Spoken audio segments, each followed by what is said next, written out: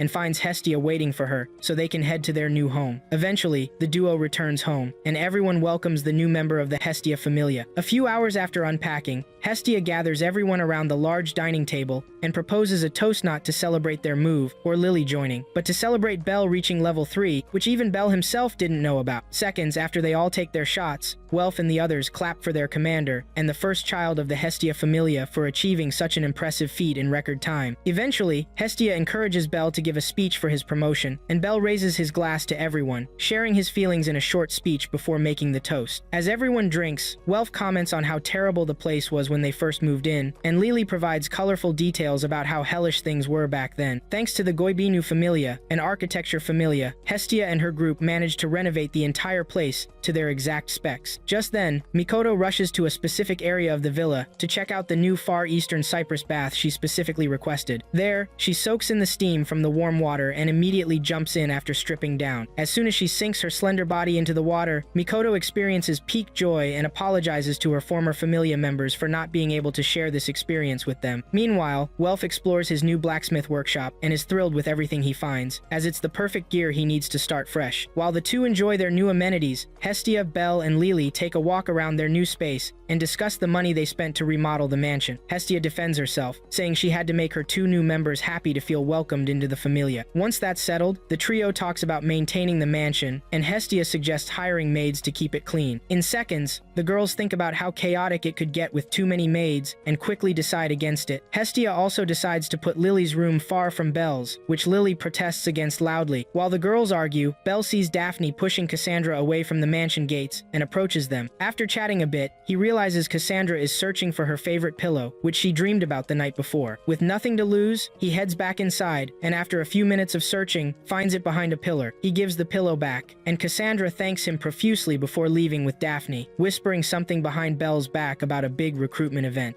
Hestia's familia is hosting the next day. Shortly after learning this, Belle returns to Hestia and asks why she hid such important information from him. In response, Hestia explains that their reputation has grown thanks to the war games, and she plans to seize the opportunity to gather more followers and aim for the top familia in all of Arario. The very next day, Hestia and Belle are celebrating loudly when they notice a large crowd of people, Amazons, beasts, and even mythical creatures gathered in front of their mansion, all eager to join the Hestia familia. Welf and Lily, nearby, notice the crowd too, but then Hestia appears and tells them about the outsiders from other lands who have come to Arario to join in the celebrations. After that, Welf sees Lily taking notes and asks her why she's doing that. Lily explains that she wants to keep an eye on anyone who might pose a threat to her and Belle. As Welf struggles to understand her jargon, Lily spots a few pretty ladies and tells them they can't join the party. Meanwhile, Mikoto is frantically looking through Hestia's box for her clothes, realizing she forgot about the meeting during her morning bath. While searching, she finds a strange box labeled "Do Not Open" and decides to check what's inside. A bit later, Hestia finally faces her potential recruits and gives them a cheesy welcome speech, right before throwing in some silly questions to gauge their spirits. Once that's done, she gets straight to the point and opens the mansion for interviews to recruit new members. Unfortunately for her, just as discussions are about to start, Mikoto shows up with a debt slip for 200 million valis, which Hestia snatches from her hands, asking if it's real. Unable to lie to her members and potential kids, Hestia confirms the debt slip is indeed real, but tries to convince them it doesn't matter. Just then, she asks if they're still interested in joining her familia, but this time everyone leaves her, the debt-ridden goddess, with just her 5 familia members. Soon after, Welf reads the debt slip's details and realizes the debt was for a certain piece of equipment called Hephaestus's knife, aka Belle's knife. Hearing this, Belle faints from shock and wakes up a few moments later. By twilight, the other 3 members confront Hestia about keeping such a secret from them, and she apologizes for doing such a terrible thing to Belle, especially since he was looking forward to having more people in their familia. After all that, Lily asks if they still have money left from the war games they won, but unfortunately, the foolish goddess says no, explaining they spent it all on renovations, which turned out great. Unable to argue, Welf and the others decide to visit the dungeon more often to help her pay off the debt. When Hestia stands up and tries to take full responsibility, Mikoto steps in and asks if she can handle all 200 million valis alone, and Hestia, frightened, agrees, and says some more silly things about her love for Belle. When she gets tired of talking, she ends the meeting and retreats to her room, leaving Welf and the others wishing she would rely on them a bit more. When Belle finally wakes up, Welf takes him to the men's bathhouse to relax. As they arrive, Hestia, who's been soaking in the women's bath, starts to listen in when they talk about their adventurer muscles and freaks out. Welf gives Belle some tips to prevent collapsing next time. Belle, after thanking Welf for joining the Hestia familia, mentions how strange it is for all of them to live together. As if that's not enough, he starts to talk about Mikoto and the things she's done to save his life multiple times. Grateful that she's there, he thanks her and then moves on to Lily for being there for him in tough times. After thanking her again, he brings up Hestia, expressing his gratitude for accepting him, a weakling from the start, and how special she is to his life. Hearing everything he said, Hestia, eavesdropping with the girls, bursts into tears. While Welf tries to get Belle to stop feeling overly grateful, Hestia yells Belle's name and almost jumps into the men's bathhouse just to be with him forever. Thankfully, the girls pull her naked body back to the girls' bathhouse. By nightfall, Hestia apologizes again for hiding the debt from them at the big dining table and humbly asks everyone for help paying it back. With that said, Belle and the others accept this new beginning and celebrate their success for the night. Soon after, Mikoto receives a visit from Chigusa, who brings her some bad news. After hearing the inaudible news, Mikoto widens her eyes in regret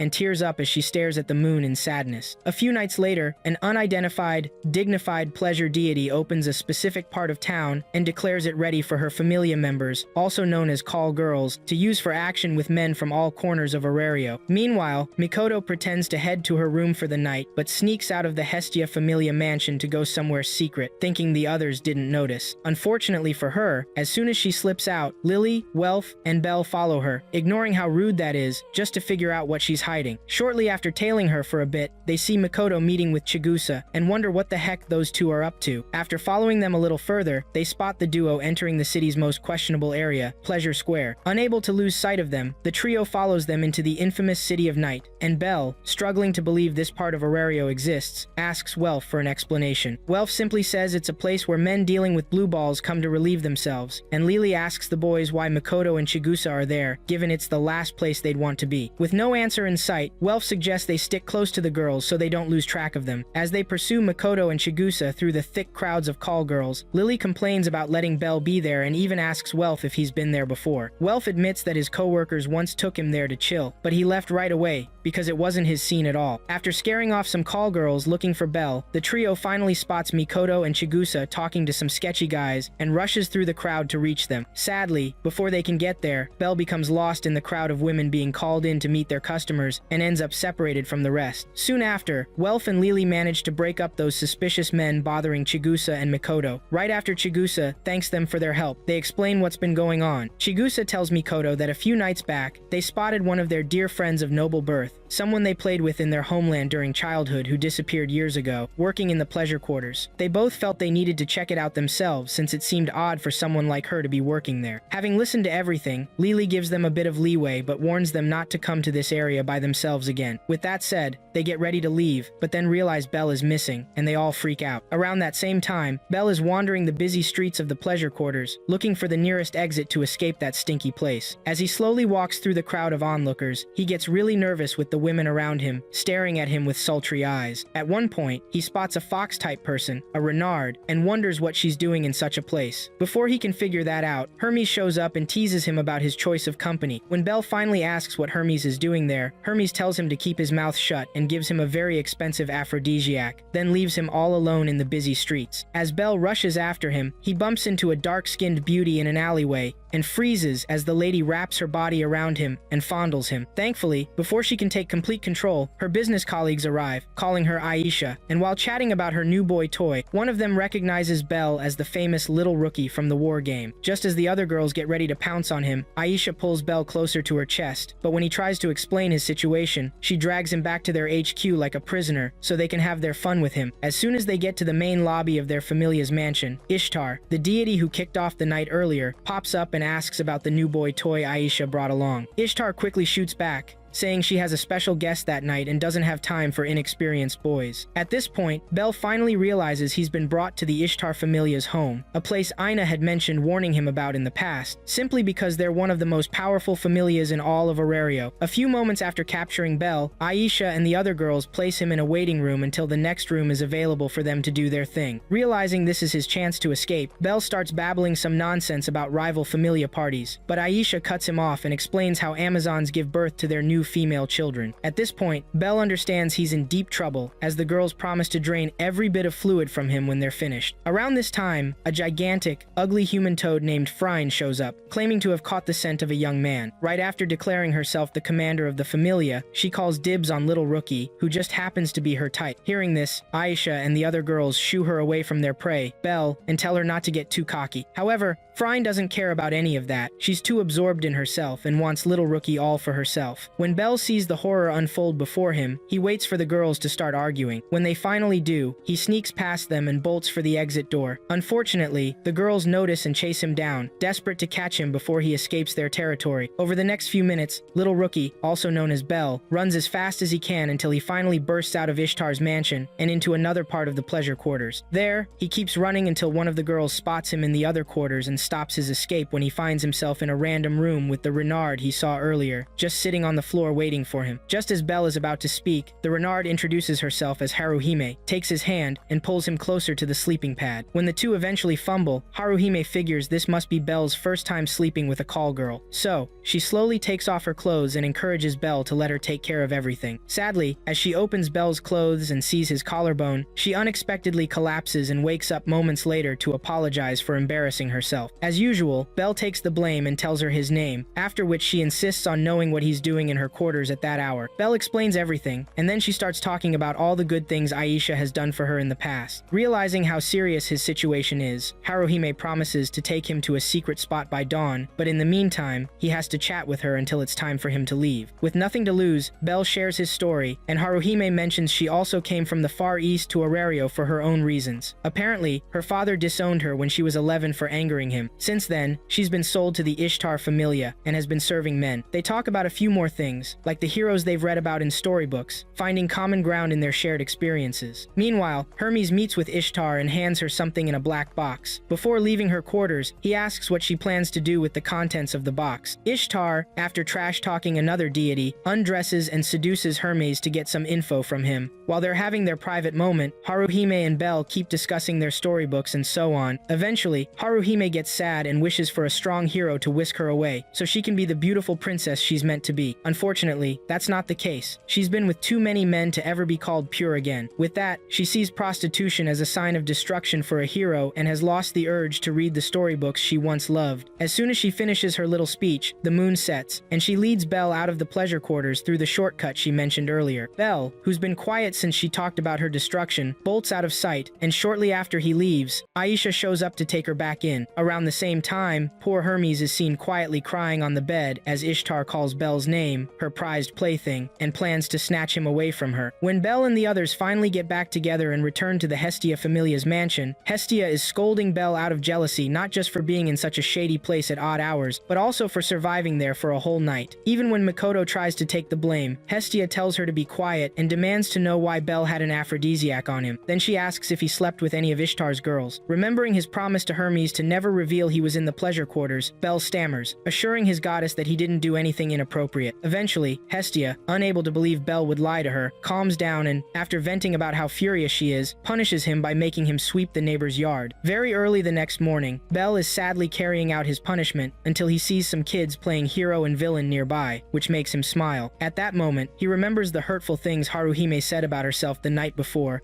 and scolds himself for not being able to comfort her. As he continues sweeping, Welf, Lily, and Mikoto show up with brooms in hand, offering to help. They admit they're also guilty for dragging him into this mess. After listening to their apologies, Belle asks Mikoto why she even went to that place in the first place. She says she was searching for a specific Renarda Fox person and Belle instantly thinks of Haruhime, asking if that's who she's looking for. Mikoto gets a bit shocked and asks how Belle knows her. When Belle explains, Mikoto's worst fears are confirmed. Haruhime works in a brothel and has been defiled by many men. At this point, Lily, who knows Belle well, warns him not to try to save Haruhime, as it could start a war between Hestia and Ishtar, which might end badly for both sides. Welf and Mikoto agree with her and advise Belle to stay out of it, just this once. Meanwhile, Hermes rushes into Mamma Mia's restaurant and begs her to send a message to Freya, the goddess of beauty, alerting her about Ishtar's plans to mess with Belle, Freya's favorite. At first, Mia doesn't take him seriously, but once he spills everything he told Ishtar the night before, she and Seer insist that he reveals everything he knows. Around the same time, Belle arrives at the guild looking troubled. Aina notices his expression and urges him to talk. Eventually, Belle tells her everything, and she freaks out, warning him to to never return there again. Once things settle down, Aina pulls out a book detailing info about the Ishtar familia. She tells Belle that Ishtar's group is highly ranked in Aurario and widely known. Many of the Amazons there are level 3 or higher. Their commander, the toad-like Phryne Jamil, who almost crushed Belle earlier, is a level 5, first-rank adventurer who nearly took down Aya's Wallenstein a few years ago. When Belle asks about Aisha and Haruhime, Aina identifies Aisha Belka as a well-known level 3 fighter on the verge of a rank up. As for Haruhime, Aina can't find her name in any Ishtar familia records and presses Belle for details, but he changes the subject to avoid revealing too much. Soon, Aina closes the book and tells Belle about a past incident involving the Ishtar familia and some rival familias. 5 years ago, those rivals accused Ishtar's group of lying about their strength in the official rankings, but when the guild investigated, nothing was found. Ishtar retaliated and got those familias penalized and destroyed. The guild even had to pay a fine for leaking Ishtar's internal data. Since then, the guild has been extremely cautious when dealing with the pleasure quarters. With that in mind, Aina gives Belle a final warning to stay away from Ishtar's people. They aren't to be trusted. Belle thanks her and leaves. On his way home, he thinks about everything he's learned and stops by a bookstore to check out heroic tales. He comes across a story about a hero who slayed a prostitute, someone who had become a danger to society. Remembering what Haruhime told him that night, Belle feels uncertain about what he should do. That night, Aisha notices Haruhime being unusually quiet and asks what's wrong. Haruhime says she was just having an incredible dream. Aisha gives her some sweet treats from the Far East. Haruhime thanks her warmly, but Aisha walks away without responding. Shortly after, Mikoto shows up in disguise, trying to jog Haruhime's memory about her past. Haruhime holds back her emotions and refuses help, knowing Aisha is eavesdropping. The next morning, Mikoto shares her encounter with Belle. Belle asks her to describe what Haruhime used to be like. Mikoto explains that when she, Chigusa, and Oka were kids, they were incredibly poor. Sometimes, Takemikazuchi himself looked after them in his shrine. Haruhime, being of noble birth, was the reason Mikoto received his blessing. When Haruhime discovered their shrine, she begged her selfish father to send them food so they wouldn't starve. That's how they met, and Haruhime often invited them to play in the flower fields, even sneaking out of her mansion to do so. Over time, they became close friends. Haruhime loved stories and would call the heroes from the books she read. Those memories made Mikoto smile every time she thought of them. Eventually, she and the others left the Far East for Aurario to make money. Later, she heard rumors that Haruhime had been tricked and sold to a slaver, which led to her current suffering. This fueled Mikoto's desperation to save her. Hearing this, Belle throws caution to the wind and promises Mikoto he'll do whatever it takes to save Haruhime. When Mikoto warns him about the risks, Belle notices Hermes spying on them. Belle confronts him, and even though Hermes tries to dodge saying too much, Belle pushes for answers. Hermes takes them somewhere quiet. After hearing their story, he explains that if Belle tries to rescue Haruhime by force, it could spark a war. Instead, Hermes suggests buying her out of the Ishtar familia. Since she's a non-combatant and not very useful to the familia, it might cost them 2 to 3 million valas. Mikoto gives Hermes details about Haruhime to help him ask Ishtar about her. When Hermes hears the full story, his expression changes. He reveals that his actual mission in the pleasure quarters was to deliver something called a killing stone to Ishtar. Before explaining its purpose, he suddenly leaves. Now with a new plan, Belle and Mikoto hurry back to inform the others so they can start gathering the funds. Later that night, Ishtar commands her Amazonian warriors to abduct the little rookie Belle because she recently learned that Freya has taken an interest in him. If Ishtar can make him hers, she thinks it will hurt Freya. She specifically warns everyone, especially Phryne, not to touch him until she has her way. She reminds them of the upcoming killing stone ritual on the night of the full moon and declares they'll wage war against Freya afterward. When Phryne asks how they'll catch the rabbit, Ishtar tells them to be creative and keep it private to avoid alerting Freya's forces. On their next dungeon expedition, Belle and Mikoto go all out, defeating monsters. Despite Lily's concerns about heading toward a monster-filled area known as the pantry, the group pushes forward. Lily isn't thrilled, but Belle reassures her. Welf asks Belle how the Hermes plan is going, but Belle stays quiet. They reach the pantry, unaware that the Amazons are lying in wait. As Belle and his party fight off monsters, Aisha has Haruhime cast a spell on her, greatly boosting her strength. The swarm of monsters separates Belle from his team, and Aisha captures him. When Belle comes to, he finds himself alone with a glowing, empowered Aisha. He asks what's going on, but Aisha attacks him, telling him to curse himself for attracting Ishtar's attention. After fighting him for a few more seconds, she pins him to the ground and raises her sword to strike. Thankfully, before Aisha can take a swing at Belle, Mikoto shows up and stops her. With help arriving, Belle teams up with Mikoto, and together they do their best to take Aisha down.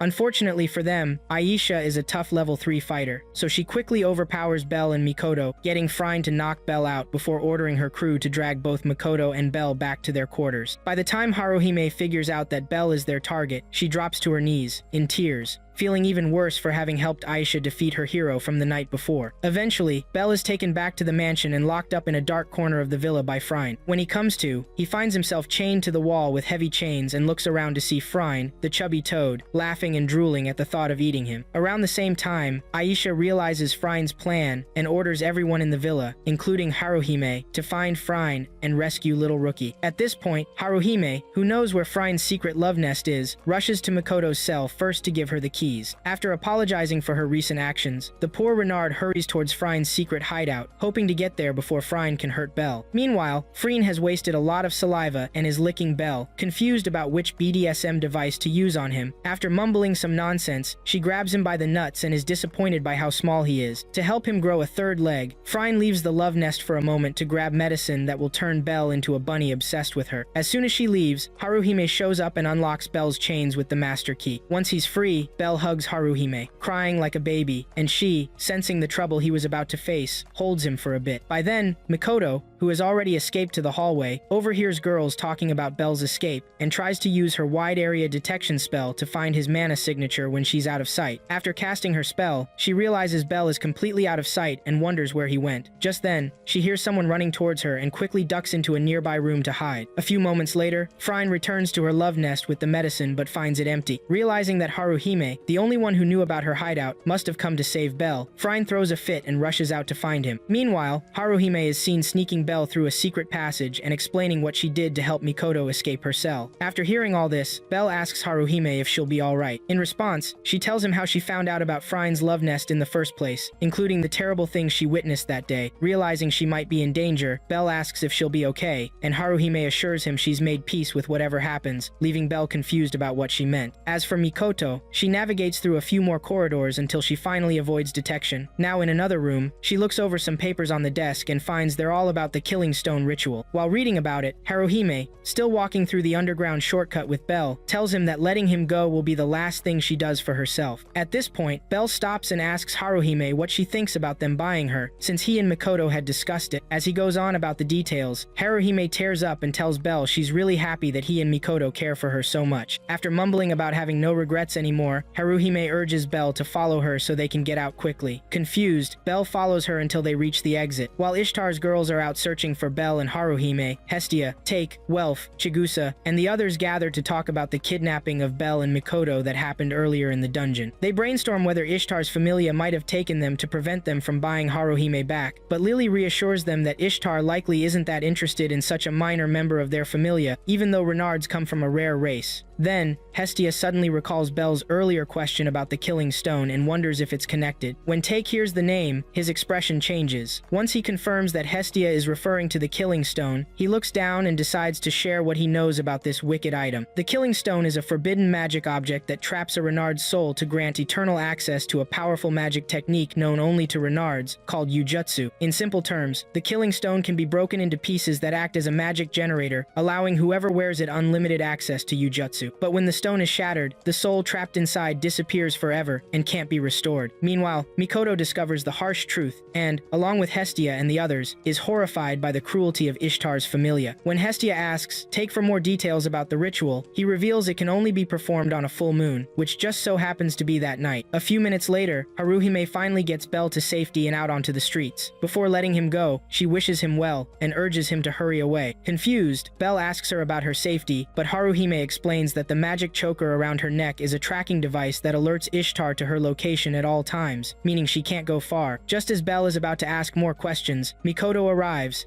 out of breath, and asks Haruhime if she knows about the killing stone. When Haruhime remains silent, Mikoto gets upset and tells her not to sacrifice herself. As Bell struggles to grasp what's happening, Aisha arrives and takes Haruhime back. Tired of being left in the dark, Mikoto demands Aisha explain Ishtar's plans, which Aisha divulges. Ishtar wants to wage war against the Freya familia and crush them, despite their strength in Orario. Bell, still dense, asks Aisha why they need Haruhime for that. Aisha takes a moment to explain Haruhime's level-boosting abilities and mentions that she will be sacrificed that night to grant everyone power. Alarmed, Bell freaks out and fires off a few more dumb questions. With total certainty, Aisha tells him Haruhime will die that night to give them the power to take down Freya. At that moment, Bell challenges Aisha about her feelings for her familia member, stating that using someone like Haruhime as a tool for battle isn't what a good familia does. Frustrated with his talk, Aisha confronts him, commanding him to come get Haruhime, thus giving Ishtar a reason to go to war against his familia. Realizing she has time before sunset, Aisha recounts a story about her jealousy toward a certain Renard who came in once and refused to cry, despite being exploited. Over time, that jealousy turned to hatred, and to release her frustration, one night she destroyed the first killing stone brought to Ishtar's familia for fun. When the higher-ups found out, they made a toad nearly beat her to death, and then let Ishtar charm her into submission. After that, Aisha tells Belle that's how her familia operates, so he shouldn't be surprised. She then turns the conversation back to him, asking what he plans to do now. With Belle speechless, Aisha perceives him as weak and criticizes him for not helping a girl in need. After throwing a few more insults at him, she calls him a worthless coward, refusing to let him have Haruhime because he doesn't have the face of a man but rather looks like a timid, indecisive child who's unwilling to risk everything to save someone important to him. Soon after, the other girls join the fray, and as Haruhime tries to hold Aisha off, Mikoto grabs the stunned Belle and pulls him away from Ishtar. As they run, Aisha chastises Haruhime for being foolish and deliberates on what to do next. While Mikoto weaves through the crowd, Belle stands frozen, contemplating his next move as Aisha's words seem to hit him hard. When Mikoto finally gets them somewhere safe, they both pause to catch their breath. Belle thinks back on what Aisha told him earlier, scolding himself for not being able to say or do anything about it. Remembering Haruhime's last words before they left the secret passage, about having no regrets, Belle clenches his fists in frustration as he tries to figure out what to do now that he knows the truth. By nightfall, Hestia, Welf, and the others arrive at Ishtar's mansion and demand entry to rescue their familia member, Belle Crenelle, who is trapped inside. The lady guards at the gate refuse to let them in, creating problems for Hestia and Take. As Welf and Hestia argue over the situation, Oka returns from scouting the area and reports to Take that all entrances to the mansion are blocked. They all conclude that the Ishtar familia is trying to keep Belle and Mikoto inside. Realizing Belle's chastity is at stake, Hestia begins to make a dramatic fuss. Meanwhile, Phryne and Aisha are arguing inside the mansion after Phryne tries to blame Haruhime for letting Belle escape. Samira, the most wicked Amazon among them, urges everyone to forget about Little Rookie and his companion for now and focus on completing the ritual that night. Once they're done with Haruhime and the ritual, they can go back to hunting Belle. Elsewhere, Mikoto and Belle are watching for the women who were chasing them. When they finally seem to be off their trail, Mikoto offers to scout the area, giving Belle a moment alone. After she leaves, Belle sits and thinks about all the cruel things Haruhime told him about herself, how she believes she is a call girl who will only bring ruin to her hero. Furious at his weakness, he punches the wall and debates what the right thing to do is. Then, he sees the faint glow of his Argonaut skill. When Mikoto returns, Belle smiles and tells her he's going to save Haruhime. Mikoto reminds him of the danger, but Belle insists the others will understand. Once they have Haruhime, they can escape the city and come back later when things cool down. Overwhelmed with emotion, Mikoto starts crying and thanks Belle for deciding to help her friend. With renewed determination, Belle and Mikoto face the Ishtar mansion and prepare to rescue Haruhime. Around the same time, one of Aisha's girls asks about Little Rookie's escape. Aisha says not to worry, believing the adventurer and Belle won't let him abandon his mission. Mikoto then suggests they split up and attack from both sides, instructing Belle to watch for signal flares. Green means success, red means failure. They agree that destroying the killing stone is key to changing Haruhime's fate. Mikoto heads off while Belle prepares his Argonaut skill, ready to be Haruhime's hero again. Charging his magic, Belle charges through the mansion's front gate, blasting through guards with firebolt to create a distraction. This gives Mikoto time to find the ritual site. As Belle continues causing chaos, Hestia and the others sense something is happening inside. They fight off the guards and break into the mansion. Belle races upstairs to buy Mikoto some time. Meanwhile, Mikoto corners an Amazon warrior and demands to know where Haruhime is. After learning Haruhime is in the Hanging Gardens waiting room, Mikoto knocks the woman out and looks up at the towering structure. Nearby, Phryne tells the others that Belle has returned. As Haruhime tries to act, the women restrain her. Phryne orders Samira to handle the ritual, while she and Aisha go deal with Belle. Reluctantly, Aisha follows. As Belle runs ahead, he encounters Phryne, who attacks immediately. Dodging her blows, he fires a firebolt, but it has no effect. Phryne mocks him and then throws him into the main lobby, where Aisha and more Amazons are waiting. Just as the fight is about to begin, Ishtar appears and orders everyone to stand down and return to the ritual site. They obey,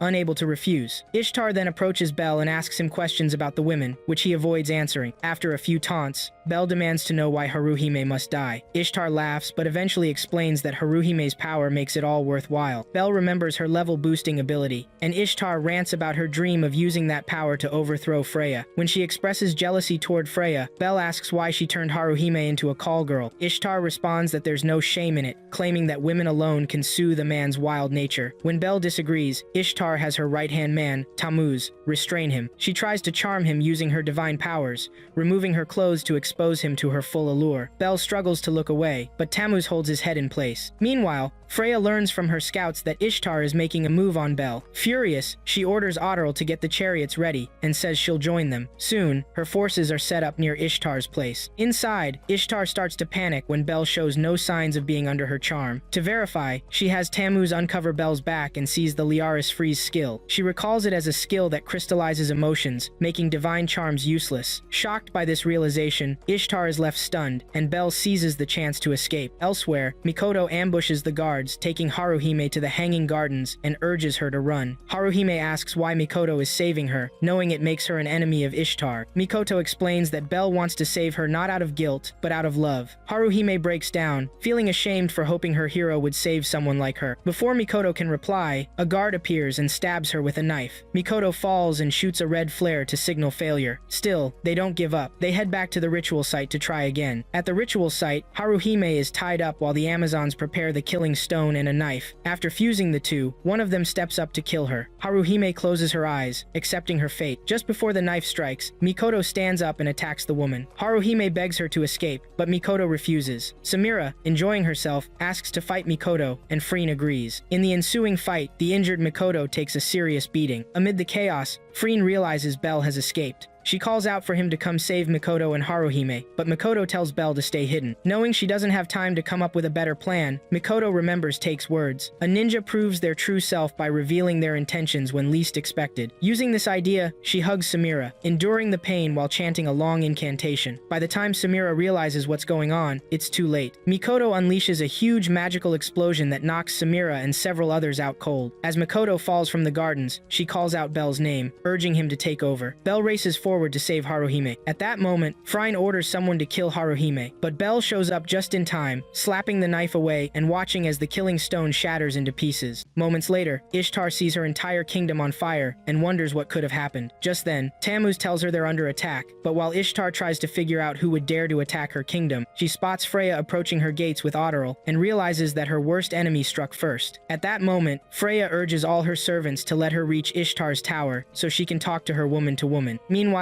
Belle and Haruhime breathe a sigh of relief since the knife and the killing stone have been destroyed. Frine knows their plans are just delayed, but she ignores the fact that their city is ablaze and tells Belle that even though he might have stalled the ritual, she's not letting Haruhime go yet, as all they need to do is get another killing stone and do it all over again. Around this time, Haruhime pleads with Belle to just leave her and go because she's a call girl who would only mess up his destiny. This time, Belle tells her that's nonsense and insists the heroes he's used to never abandon anyone in danger, call girl or not. Even when Haruhime keeps talking about how trashy she is, Belle presses her that none of it matters because, despite her embarrassment and mockery, the inability to make a choice is something to fear. Thus, he forces her to reveal her truth, but before she can say anything, Frine attacks Belle and orders Haruhime to cast a spell on her to make her stronger and beat Belle up. After watching Frine shove Belle aside, Haruhime gives him one last look, stands up, and finally decides to cast the level-boosting spell. At first, Frine thinks Haruhime is casting it for her, but eventually, Haruhime casts the level-boosting spell on Belle, causing him to glow and grow stronger. Once she's done, Haruhime finally tells him that she's not ready to die yet, and he needs to save her. Seeing what she's done, Freen slaps Haruhime, but then Belle, unable to let that go, attacks Freen with all his strength. In the next few seconds, Belle matches Frine's speed and strength, and manages to stand his ground. Meanwhile, Aisha explains to the confused girls, who are still wondering why their city is burning, that the Freya Familia must be after them. To keep themselves safe, Aisha tells Lena and the others to save themselves, as she knows the Ishtar Familia is done for. As for her, she says she'll stay behind to settle an old score, so they shouldn't worry about her. Elsewhere, Otterl, walking through Ishtar's quarters and hearing his lackeys complain about their jealousy over Freya's affection for Belle, spots Mikoto lying unconscious in the yard nearby and reluctantly pours a healing potion over her before walking away as if nothing happened. On the other hand, Hestia and the others walk through Ishtar's mansion, worried about where the guards, Haruhime, and Belle are. Before going far, Aisha attacks Welf. Just when she manages to subdue him, she gets attacked by Alan, one of Freya's level 6 warriors, who retrieves his weapon, grumbles a bit, and leaves without saying anything else. Despite knowing Freya is there, Hestia keeps her focus on the mission, which is finding Belle and Haruhime. At the same time, Belle continues to fight Frine, relishing every moment he gets to battle the toad. At one point, Frine knocks him down and insults Haruhime, calling her a useless piece of trash. Infuriated by her disrespect toward Haruhime, Belle grabs a sword and scars Frine's face. When she sees what he did, she gets so mad that she slams her weapon into the ground, cracking the platform she's standing on. Right after dodging her attack, Belle strikes back with even more power and sends her tumbling through the hole she made earlier. Afterward, Belle walks toward Haruhime to check on her, but soon gets stopped by Aisha, who's there to fight him. Moments before their battle begins, the toad, Freen, gets up from her fall, bleeding from her forehead, and soon notices her entire city on fire. Before she knows it, Otterl shows up with a frown on his face, and she suddenly understands what's happening. In a fit of rage, she attacks Otterl, but he holds her hand and easily cracks it. Then, he tosses her weapon aside and looms dangerously close to her. Afraid he might kill her, Freen tries to charm her way out of what's coming. Eventually, when she blasphemes against Freya, Otterl gets furious and knocks her out with a single punch. Next, Mikoto wakes up and finds herself being hauled away by her new familia. Confused, she asks them what they're doing there, and they explain that they're there to save both her and Belle. To help with their search, she urges them to head to the Hanging Gardens and assures them they'll find Belle there. Around this time, Aisha engages Belle in some annoying chatter about his face, and the fact that she can't just hand Haruhime over to him without a fight. Weighing the risks, Belle assures Aisha that he's taking Haruhime away from her, whether she likes it or not. With that, he waits for the level boosting ability to wear off and becomes much more serious in his fight. Soon their battle begins, but at that moment, Freya finally catches up to Ishtar and her two lackeys, who are trying to escape capture. For a brief moment, Ishtar orders her people to attack Freya, but Freya quickly charms them into letting her go, and then faces Ishtar fairly. Realizing she's out of options, Ishtar tries to talk her way out of what's coming, but unfortunately for her, Freya loves Belle, so she's never going to leave him in Ishtar's hands. While Ishtar does her best to run away from the devil herself, Hermes and Asphere are seen discussing the outcome of everything that's happened. Eventually, when Asphy asks Hermes for his thoughts on the matter, he tells her that although he only lit the spark of disdain, he never expected things to turn out this way at all. If anything, Freya's love for Belle and Belle himself shaped things to be as they are. By this time, Belle and Aisha fight off their differences like real warriors, and so far, Aisha seems to be enjoying every bit of it as she gains the upper hand for a moment. When Belle eventually returns the favor, Aisha starts chanting an incantation while fighting and activates a red aura around her to boost her abilities. As soon as Belle's Argonaut skill gets activated, Asphy asks Hermes if his plan all along was to wipe out the Ishtar familia or just entertain himself. In response, Hermes talks nonsense about the world and Haruhime wanting a hero, then makes big claims about making Belle the last hero of Arario that Zeus failed to create. At that point, Aisha unleashes her spell, Hell Kaios, on Belle, but he activates his Argonaut skill to not only block the attack but also gets close enough to unleash his strongest firebolt yet on Aisha, leaving her knocked out in the end and winning the fight. When Ishtar runs up against a dead end, she stops and hears the familiar footsteps of her arch-nemesis, Freya. Just as Freya gets closer, Ishtar spots Tammuz behind her and tries to buy him time to capture her by mentioning Belle's resistance to the divine charm. As Freya listens to Ishtar, Tammuz gets close enough, but before he can grab her, Freya charms him and chases him away. Shocked that Freya can charm her man, Ishtar starts to believe that Freya really might be more beautiful than she is. Eventually, she gets super mad at the goddess for beating her and tries to attack, only to have the crap slapped out of her and sent tumbling down the ledge. Moments after falling, Ishtar dies and is sent back to the upper heavens, forever unable to return to the lower world. The bright yellow pillar of light stretching into the heavens is visible to everyone, as Hestia, Belle, and the others see it as a new beginning for Haruhime and the Call Girls. Amid all the chaos, Belle spots Freya, who whispers something to him and stares at him for a few moments before leaving. When Freya is finally gone, Haruhime wakes up, and Belle, after speaking a few comforting words to her, breaks the magic choker on her, bringing tears of joy to her eyes as she finally meets her real hero, Belle. In time, the others catch up to them, and things return to normal for the Belle familia. A few days after the Ishtar familia is defeated, the kingdom of Rakia declares war on Arario. Their army commander, the war god Ares himself, takes charge and orders his foot soldiers to attack Arario to demonstrate Rakia's strength to its adventurers. A few hours into the battle, Ares hears from his men that many of their soldiers have already fallen. He's left puzzled as to why the adventurers from Arario are winning. Meanwhile, Haruhime, having finally joined the Hestia familia, thanks Aisha for doing the right thing. Once that's settled, Belle asks Aisha what her plans are now. Aisha says she'll probably try to head to the Rakia army, the massive force currently assaulting Arario. Even though the Rakia army has numbers, Arario's adventurers win every fight because they're much stronger and smarter. Aisha adds that she doesn't care who wins or loses. All she wants is to enjoy herself with some men while she still can. Just then, she notices Haruhime react to the term term prostitute. But before she can explain, other women show up to continue their journey, and she avoids the topic. After encouraging Haruhime to enjoy her freedom and be true to herself, she warns Belle never to let any harm come to Haruhime. Aisha then rejoins her girls, who discuss how Haruhime never slept with anyone while at Ishtar's mansion since she was known to faint at the sight of naked bodies. Since it's no longer their concern, Aisha decides to let it go, happy that Haruhime and Belle are joyful. She leaves for the front lines to seek out more men. Soon after, Belle visits a restaurant and finds Hermes there. Belle updates him on everything that's happened so far. Hermes, not wanting to take full credit for helping Belle save Haruhime, tells him to be proud of saving her and defeating the Ishtar Familia. He then changes the subject and asks if Belle knows about the 3 great quests. When Belle admits he doesn't, Hermes explains that these quests represent what the world demands from Aurario. The first 2 quests were the defeats of Behemoth, the king of the land, and Leviathan, the lord of the waves, by the familias of Zeus and Hera. These 2 familias were once the strongest in Aurario and teamed up to take down both monsters. However, they were later wiped out by the 3rd monster, the Black Dragon, which Belle recognizes as the one-eyed dragon from Oratoria. It's a living disaster, with a body of pure black and wings like the night sky. Hermes confirms its existence and tells Belle that any adventurer in Aurario has the right to become the world's hero by defeating it. Meanwhile, Ares checks the battle updates and loses his cool when he sees how many men he's lost. His advisor, Marius, tells him that Aurario's adventurers are stronger than anticipated and suggests they retreat before the army is annihilated. Ares shoves Marius and accuses him of being insubordinate for not being supportive. Marius also loses his temper, and they end up in a fight. The next morning, Belle comes back from a run and finds Haruhime doing laundry. After chatting with her, Belle tries to help, but Haruhime tells him not to strain himself. He ignores her and picks up one of her undergarments. As they exchange embarrassed glances, Hestia pops out of a window and gets jealous over how close they seem. Belle quickly hides the underwear.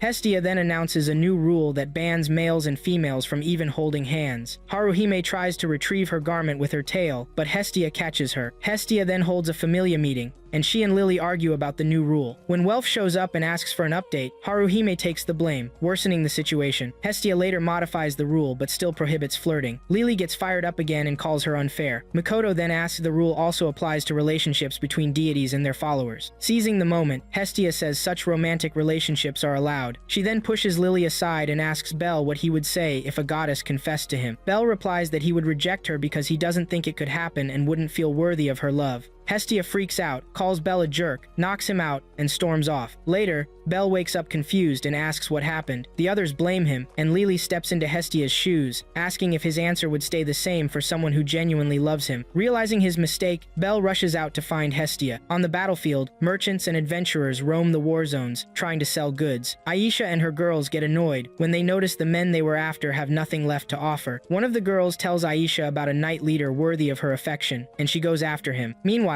Ares, just coming off his fight with Marius, decides to head to Aurario and kidnap a deity to force the city into surrender. When Marius asks if Ares knows which deity to grab or how to get into the city, Ares ignores him and bolts toward the nearest gate. Back in Aurario, Belle runs into Hephaestus and Miak at a cafe. He asks if they've seen Hestia, but they haven't. Before he leaves, they ask him to sit and talk. Belle wonders if deities can fall in love with humans. They say yes, and even though their love may only last a moment, a deity's confession deserves respect, even if their human loves someone else. Miak encourages Belle not to fear a goddess's love but to embrace it. At the same time, Hestia is across town, shouting Belle's name in frustration. A woman selling potato snacks sees her and asks for help with her cart, and Hestia agrees. As she gets closer to the town gate, she notices rain is coming and complains, but she keeps going anyway. She then runs into Ganesha, who recognizes her and lends a hand. Nearby, Ares keeps shouting nonsense, and Marius tries to keep quiet to avoid getting caught. Still, Ares spills the beans on their plan. Marius continues to try to cover for him. Eventually, thanks to Ganesha, Hestia manages to get the ingredients she needs and heads back. Ares spots her, kidnaps her, and returns to base with a stunned Marius. Back in town, Belle thanks Hephaestus and Miak and heads out. Moments later, he sees Ais and some warriors from Loki's familia heading for the gates. He asks what's happening, and Ais tells him to follow. At the gate, Loki informs him that Hestia has been snagged by a fool in disguise. The enemy split up and ran off in different directions, making it tough to track them. Ais suggests they go search for Hestia. Belle wants to go with her, and Loki agrees. Just then, Hermes shows up and offers help through Asphy's Perseus. Using the device, they track down the kidnappers. Ais takes out a few foes and confronts Ares. Soon, she gets surrounded, but Marius figures out Asphy's tracking method and chains her up. He orders his men to take out Asphy. Meanwhile, Belle creeps past the enemies to reach Hestia. Just as they are about to reunite, Hestia slips and falls down a slope.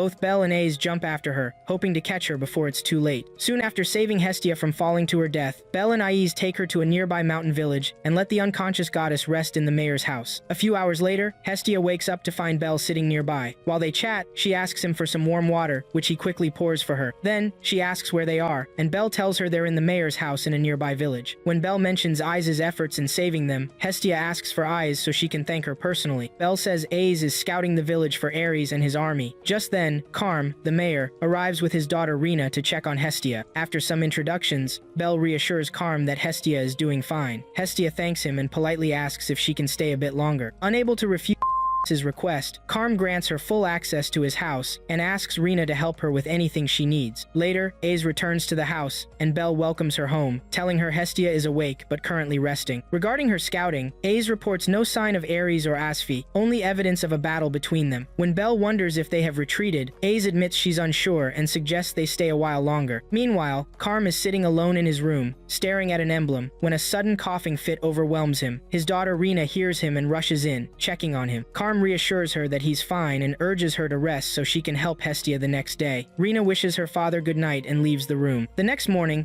Belle wakes up early and feeds Hestia. She enjoys the food and compliments him on it. While they're chatting, some kids peek in and say hello. Shortly after, Rina arrives with some hot tea and tells them about a festival that night to pray for a good harvest. Hearing this, Belle and Hestia ask about the event. Rina then asks Belle to help the villagers prepare for the celebration. Belle agrees and leaves the room. Outside, he runs into Ace, who is wearing a beautiful summer dress. Belle freezes, stunned by her beauty, and sheepishly compliments her before telling her about his errand. After talking with Ace, Belle helps a villager carry some logs and ends up chatting about Ace's beauty. When the job is done, Belle walks through the woods and stumbles upon some shrines containing black dragon scales. As he tries to understand what they are, a woman appears and explains that the scales are from the black dragon Hermes warned him about. She tells Belle that the dragon shed the scales while fleeing Arario, and now monsters avoid the village out of fear. A man joins in and emphasizes the importance of the scales in protecting the village. Before they leave, they wonder what will happen if the black dragon is ever defeated, but they have no answer and move on. Shortly after, Belle sees Aize standing at one of the shrines, glaring at the scales. He approaches her and senses she holds some contempt for them, though she doesn't say anything. Ace eventually leaves with Belle. Back in Hestia's room, Belle finds Carm standing near her bed. Carm asks for a private conversation, and Belle follows him to his room. There, Carm questions Belle's devotion to his goddess. Belle confirms his reverence, stating that Hestia took him in when he had nothing. Carm chuckles and shows him the emblem from earlier. Belle recognizes it, and Carm shares the story behind it. He explains that the emblem belonged to his former goddess, Brigid, with whom he fell in love. She died protecting him from a wyvern attack on a cliff. Ever since then, Carm has lived a celibate life, raising Rina, an orphan he adopted, as his daughter. She is now the only reason he keeps going. After a coughing fit, Carm asks Belle to look after Rina in his absence, and urges him not to live with regret. He encourages Belle to love his goddess while he still can. Meanwhile, Hestia pretends to be asleep when she hears knocking. Ace enters with food and informs her that Belle is with Carm. Hestia thanks Ace for saving her life, and Ace brushes it off. After a pause, Hestia asks Aize what she thinks of Belle. Aize replies after thinking for a moment, saying she sees Belle as a rabbit. Hearing this, Hestia gets excited and tells Aize not to spoil him too much. That night, Belle, Hestia, and Ace go to the festival. After some introductions, the man from earlier reminds everyone about the harvest dance. When Hestia asks about it, she learns that if a man invites a woman to dance, it means he likes her, and if she says yes, she accepts his proposal to become lovers. Inspired, Hestia thinks about getting Belle to ask her to dance. Before she can do anything, another woman suggests Hestia dance around the fire to bless the harvest. Hestia sees this as her chance and tells Belle she'll forgive his earlier mistakes if he asks her to dance. Belle, recalling Carm's words, casually asks her. Hestia doesn't like his casual tone, so she wants him to ask her formally, like a man proposing to a woman. He does, and she agrees. They dance in front of everyone, and after their performance, the other villagers join the celebration. Just when everything seems perfect, Rina rushes into the festival, calling everyone to Carm's room. There, they find Carm weak and lying in bed. In his final moments, Carm thanks everyone for coming, especially Hestia. Hestia tells him not to dwell on it and starts talking about Brigid. She remembers Brigid from heaven and speaks about her fondly. Carm shares his love story again, and Hestia playfully says Brigid wasn't as sweet as he remembers. After laughing, Carm wonders if he'll see Brigid again in heaven. Hestia assures him Brigid will find him, but Carm fears being forgotten. To comfort him, Hestia transforms to look like Brigid and speaks gently, saying she will always love him. With his last breath, Carm confesses his love and passes away, surrounded by friends and family. Afterward, sadness fills the room, and Belle walks outside in silence. Hestia joins him, and and Belle asks if Carm and Brigid will reunite in heaven. Hestia admits she doesn't know,